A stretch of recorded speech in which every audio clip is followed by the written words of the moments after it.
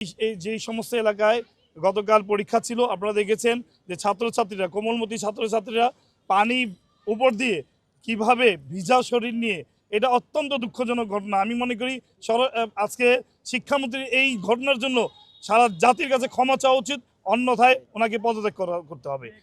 যে ঘটনা ঘটিয়েছে উনি এই দুর্যোগ আবহাওয়ার মধ্যে এবং পানির মধ্যে উনি যেভাবে ছাত্রছাত্রীদেরকে পরীক্ষার হলে এনেছেন, সকলেই আপনারা দেখেছেন, সোশ্যাল মিডিয়ার মাধ্যমে আমরা দেখেছি যে ছাত্রছাত্রীরা হবে যে ঘটনা ঘটিয়েছে উনি এই দুর্যোগ আবহাওয়ার মধ্যে এবং পানির মধ্যে উনি যেভাবে ছাত্রছাত্রীদেরকে পরীক্ষার হলে এনেছেন, সকলেই আপনারা দেখেছেন, সোশ্যাল মিডিয়ার মাধ্যমে আমরা দেখেছি যে ছাত্রছাত্রীরা চরম দুর্ভোগের মধ্য দিয়ে পানি মারিয়ে সারা শরীর ভিজা অবস্থায় তারা পরীক্ষা দিয়েছেন। তো এটা অত্যন্ত দুঃখজনক ঘটনা।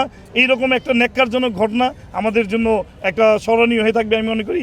শিক্ষার্থীরা আপনারা গতকালও দেখেছেন যে তারা খুবই কষ্ট পেয়েছে এবং পরীক্ষা দিতে তাদের কষ্ট হয়েছে। তো আমরা মনে করি এই দুর্যোগপূর্ণ আবহাওয়ার মধ্যে যদি আবারও বৃষ্টির এরকম প্রাদুর্ভাব দেখা দেয় এবং যেই সমস্ত এলাকায় বন্যার পানি আছে সেই সমস্ত এলাকার পরীক্ষা স্থগিত রাখার জন্য আমরা অনুরোধ করছি। যে আপনারা জানেন যে পুরাতন ঢাকায় আমরা পানি প্রচণ্ড পানির নিচে তলিয়ে গিয়েছিল।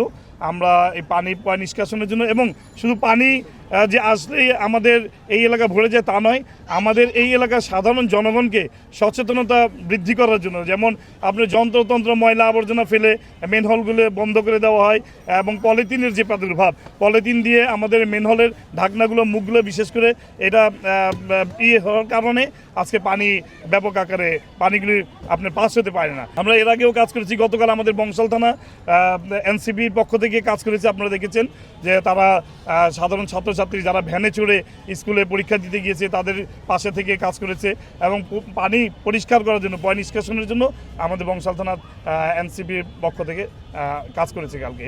তো আমরা যেহেতু পানি অনেক বৃদ্ধি ছিল, আজকে অনেকটা পানি নেমে গিয়েছে, তারপর পানি আছে, আমরা এই পানিটা পরিষ্কার করার জন্য জনগণের পাশে এসে দাঁড়িয়েছি এবং জনগণকে সচেতন করার জন্য। শুধু পানি পরিষ্কার করলে হবে না, আমাদের যারা জনগণ আছে, সাধারণ জনগণ নাগরিক আছেন, তাদেরকেও আমরা অনুরোধ করব আপনারা যন্ত্রতন্ত্র ময়লা আবর্জনা ফেলবেন না এবং মেনহলের মুখগুলো ঢাকনাগুলো আপনারা বন্ধ করবেন না পলিথিন ফেলে।